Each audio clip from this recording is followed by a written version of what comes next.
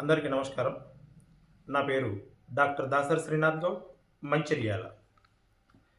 ఈరోజు ఈ వీడియోలో మిమిక్రీ వినిపించే ప్రయత్నం చేస్తున్నాను. అయితే మిమిక్రీలో వివిధ సినీ కళాకారులు, రాజకీయ ధురంధరుల స్వరాలను అనుకరించి గతంలో 2-3 వీడియోలు చేశాను నేను. ఈరోజు పశువులు, పక్షులు, వివిధ వాయిద్య పరికరాల గురించి చేసే ప్రయత్నం చేస్తున్నాను. ముందుగా మిమిక్రీలో ఒక ఐటెం తీసుకున్నప్పుడు దాంట్లో చాలా రకాల వేరియేషన్స్ చేస్తే కొంత వైవిధ్యంగా ఉంటుంది. ఇప్పుడు ఉదాహరణకి కోడి అని అన్నామనుకోండి, కోడి. అయితే ఈ కోడి వివిధ సందర్భాలలో వివిధ రకాల ధ్వనులు చేస్తుంది. అది ఉదాహరణకి కోడి సాధారణంగా గుడ్డు పెట్టడానికి వచ్చినప్పుడు తన గూటి కోసం వెతుకుతున్న సందర్భంలో లేదా యజమానికి అది ఒక సైగ చేస్తూ ఉంటుంది, ఒక ఇన్ఫర్మేషన్ ఇస్తుంది, నేను గుడ్డు పెట్టే సమయం అయింది ఎక్కడ అని చెప్పి. అయితే ఆ రకంగా అది చేస్తున్న ధ్వని ఇలా ఉంటుంది.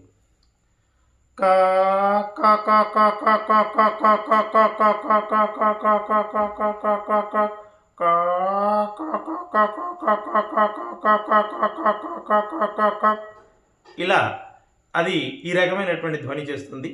అయితే ఈ కోడి పిల్లిని కానీ లేదా దానికి ఏదైనా భయం అనిపించినప్పుడు బెదరడం అని అంటారు. అప్పుడు ఆ యొక్క ధ్వని యొక్క విధానం ఎలా ఉంటుంది?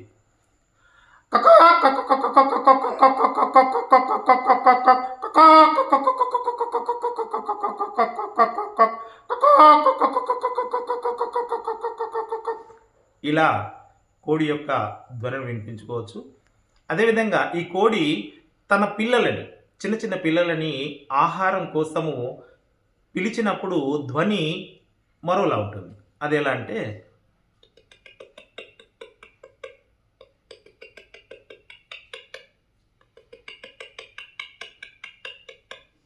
ఇలా ఈ రకమైనటువంటి ధ్వని చేస్తుంది. అదేవిధంగా ఈ కోడి కాకుండా కోడి పిల్ల మామూలుగా 1 నెల లేదా నెలన్నర, 2 నెలల సుమారు ఆ వయసులో ఉన్నటువంటి కోడి పిల్ల ధ్వని మరో రకంగా ఉంటుంది.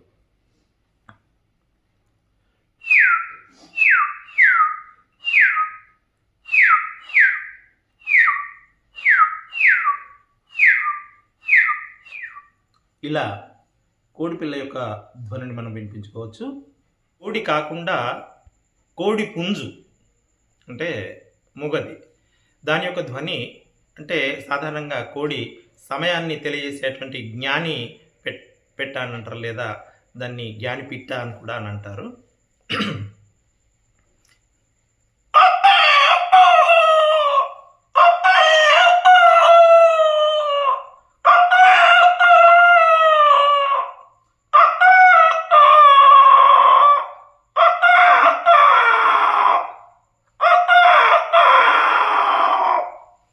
ఇలా మనము కోడి పుంజు యొక్క ధ్వనిని కూడా వినిపించుకోవచ్చు.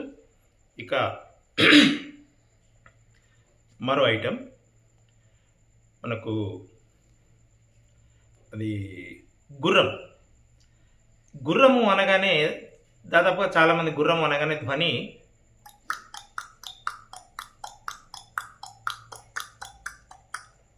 ఇలా చేయడం దాదాపుగా అది సాధారణంగా అందరూ చేసేటువంటి ధ్వని. అలా కాకుండా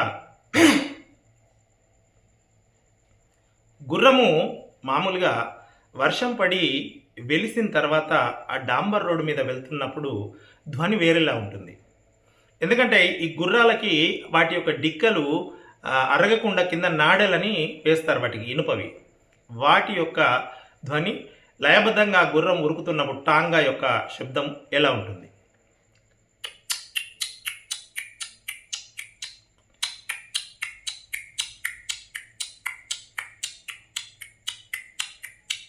మామూలుగా ఉరికినప్పుడు అది కాస్త గ్యాలప్ కొడుతూ ఉరికితే టాంగా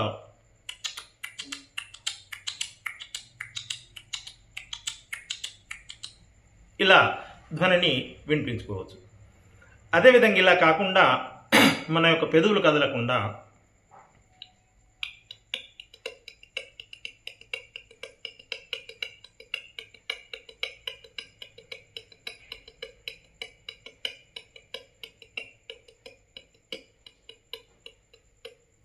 ఇలా వినిపించుకోవచ్చు. ఇది గుర్రం మీద స్వారీ చేస్తున్నప్పుడు వచ్చేటువంటి ధ్వని. ఇలా కాకుండా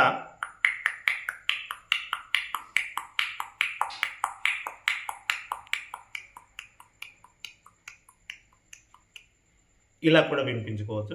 అయితే ఈ గుర్రము నీటిలో పరిగెత్తినప్పుడు వాటి యొక్క డిక్కల శబ్దం కాకుండా ఆ నీటి శబ్దంతో కలిసి ఆ గుర్రము ఉరికే లయలో ఎలా వినిపిస్తుంది.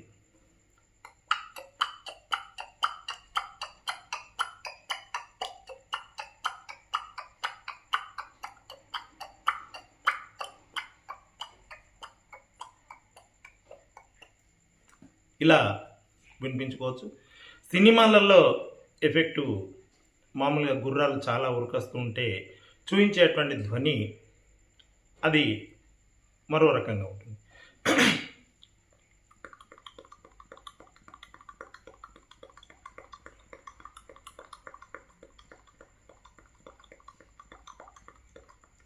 ఇలా 2-3 గుర్రాలు కలిసి ఉరికినప్పుడు వచ్చేటువంటి ధ్వని. ఇందాక నేను చేసి వినిపించినవి గుర్రము ఉరుకుతూ ఉన్నప్పుడు వచ్చేటువంటి దాని యొక్క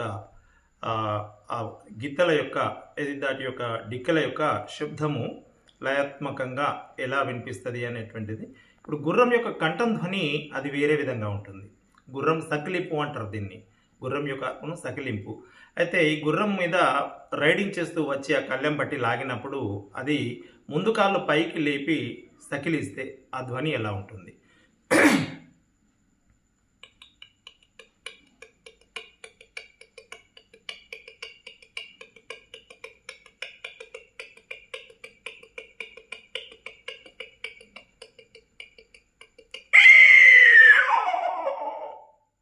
ఇలా గుర్రం యొక్క సకిలింపు వినిపించుకోవచ్చు. ఓకే, ఇప్పుడు సాధారణంగా ట్రైన్ అనగానే చాలామంది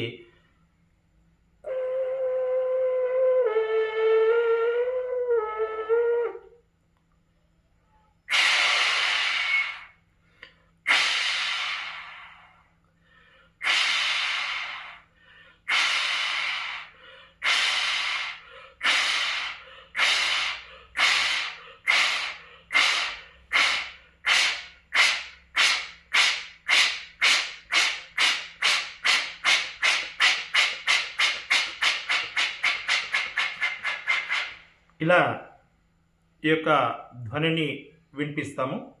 ఇది ఆ ముందు ఇంజన్ యొక్క ధ్వని ఈ రకంగా వస్తుంది. అయితే ఈ ట్రైన్లో మామూలుగా ఒక దూరం నుంచి వస్తున్నప్పుడు మనం మామూలుగా ఇట్లా అంటే ఇప్పుడు ఫ్లైఓవర్స్ అయ్యాయి, కానీ ఒకప్పుడు ట్రైన్ వెళ్తూ ఉంటే గేటు పడితే మనం ఆగి నిలబడి చూసినట్టయితే ఆ ట్రైన్ దూరం నుంచి వస్తున్నప్పుడు, తర్వాత అది వెళ్తున్నప్పుడు ఆ మధ్య డబ్బాలు, వెనక డబ్బాలు, వివిధ రకాలైన ధ్వనులు మనకు వినిపిస్తూ ఉంటాయి. ఉదాహరణకు ఇక్కడ నుంచి వస్తుంది అనుకోండి ట్రైను,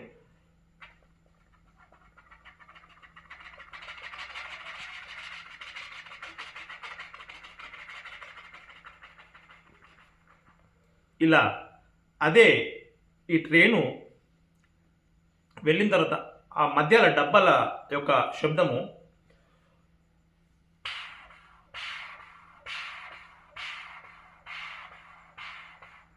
ఇలా ఒక్కోసారి డబుల్ శబ్దం వినిపిస్తుంది వెనకాల మనకి.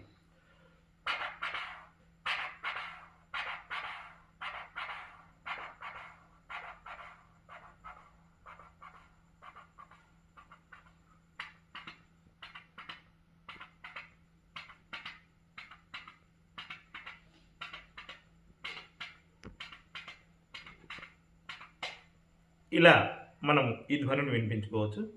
అదేవిధంగా ఒక ట్రైను పైనుండి ఒక ఏరోప్లేన్ వెళ్తే ఆ ధ్వని ఎలా ఉంటుంది, రెండు కలిసి ఒకేసారి.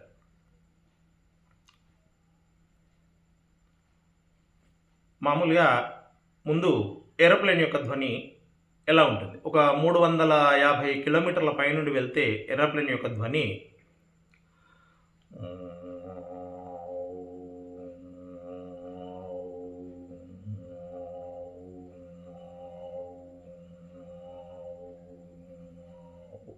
ఇలా మనం ఆ ధ్వనిని వినిపించుకోవచ్చు.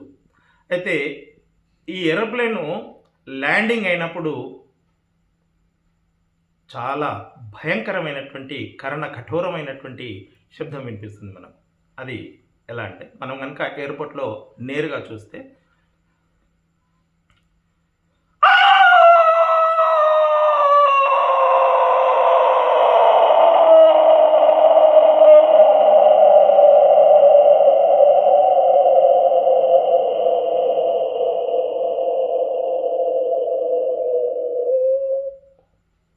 ఇలా ఈ యొక్క ధ్వని ఈ రకంగా వినిపిస్తుంది.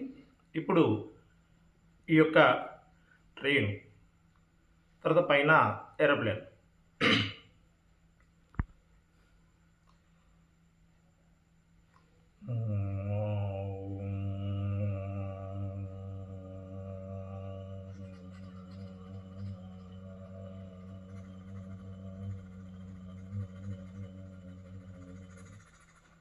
ఇలా 2 ధ్వనులు కలిపి చేసుకోవచ్చు. అదేవిధంగా పక్కన గుర్రం కూడా ఉన్నదనుకోండి. ప్లేను, ట్రైను, గుర్రం ఈ 3 ధ్వనులు.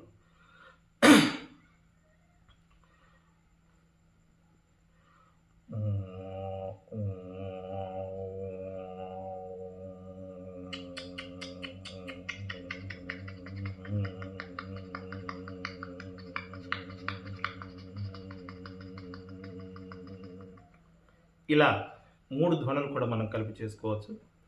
ఇంకా చాలా రకాలైనటువంటి జంతువుల గురించి మనం వినిపించుకోవచ్చు. ఉదాహరణకు కుక్క పిల్ల మామూలుగా కుక్కలో కూడా చాలా వేరియేషన్స్ ఉంటాయి. మామూలుగా ఒక పెద్ద కుక్క ఉన్నదనుకోండి, కుక్కకు మనం అన్నం పెట్టాము, వేరే కుక్క వచ్చి తినడానికి ప్రయత్నం చేస్తే ముందు ఉన్నటువంటి కుక్కను బెదిరిస్తే ఒక రకమైనటువంటి శబ్దాన్ని చేస్తుంది.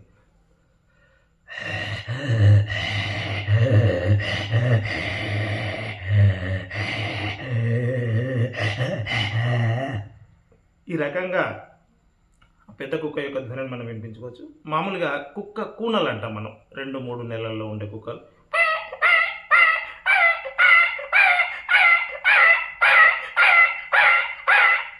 ఇట్లా వాటి యొక్క ధ్వనిని వినిపించుకోవచ్చు. ఈ చిన్న కుక్కలు మురుగుతే మళ్ళీ వేరే ధ్వని వస్తుంది.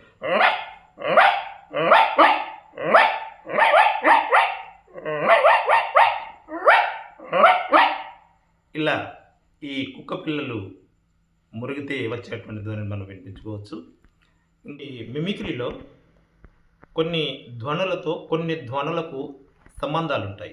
ఒక ధ్వనితో మరొక ధ్వనిని మనము చేయగలగచ్చు. ఉదాహరణకు పంది ఘీంకారం అని అంటారు. పంది యొక్క ఘీంకారం. ఈ అరుపులలో చాలా తేడాలు ఉంటాయి. గుర్రం సకిలింపు, గాడిద హోండ్రా, తర్వాత ఏనుగ ఘీంకారము, సింహం అయితే గర్జన, పెద్ద పులి గాండ్రింపు అని. అయితే పంది యొక్క అరుపును కూడా ఘీంకారం అని అంటారు. అది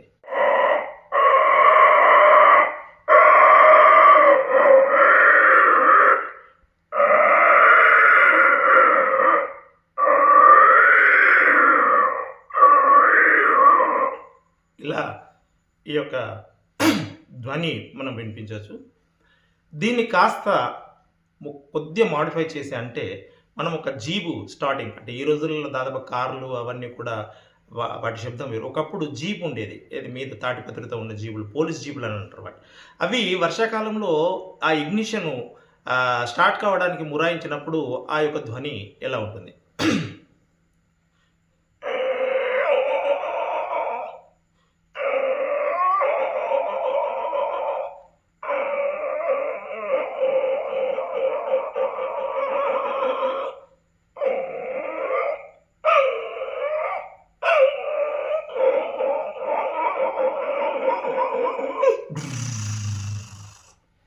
ఇలా జీబ్ యొక్క స్టార్టింగ్ కూడా మనం వినిపించుకోవచ్చు. చాలా భయంకరమైన ధ్వనులు కూడా మనం మిమిక్రీలో వినిపించవచ్చు. గాడిద ఓండ్రా అన్నాం ఇందాక, దాని యొక్క ధ్వనిని కూడా మనం వినిపించుకోవచ్చు.